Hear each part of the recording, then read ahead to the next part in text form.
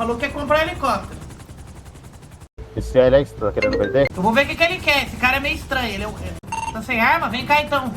Qual que é o plano? Eu vou ver o que ele quer. Esse cara é meio estranho. Vamos ver o que ele quer. Ele falou que quer comprar helicóptero. E aí, parceiro? Desculpa aí a xingação aí. É que tinha um cara querendo dar golpe na gente aí. Nós tá meio estranhando, tá entendendo? Perdão o xingamento aí. Não. Esse é ele que você tá querendo vender? É esse aí. Quanto você tá querendo ele? 3 milhões.